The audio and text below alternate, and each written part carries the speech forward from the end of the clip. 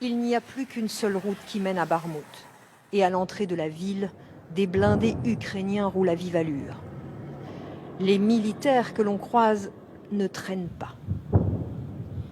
Collés aux bâtiments à bonne distance des uns des autres.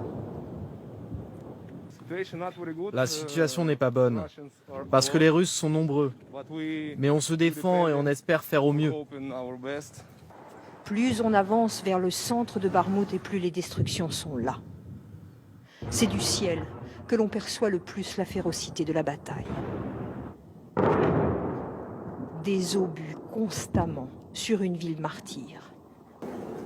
Tenir Barmout, tout se joue aux abords de la ville. Nous suivons un bataillon de volontaires du nom de Skala dans ces tranchées.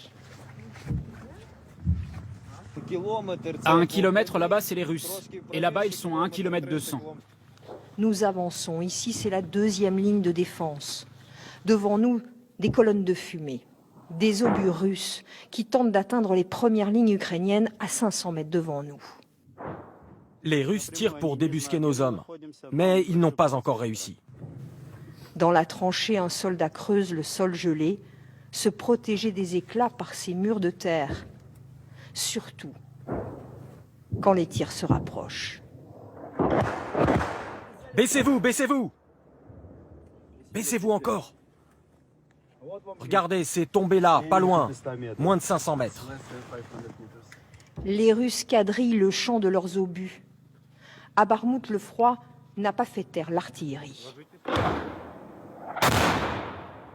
Une pluie d'obus pour ensuite percer les lignes ukrainiennes. Dans le dédale des tranchées, un abri. Agglutiner des soldats, serrés autour de leur drapeau, d'un réchaud et d'un café. On a même un chauffage.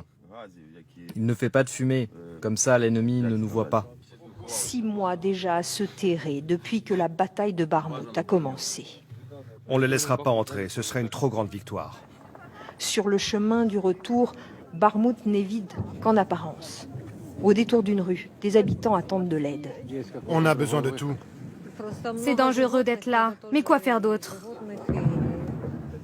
Se préparer à passer l'hiver en économisant ses forces. Cet habitant trouve encore celle de couper du bois.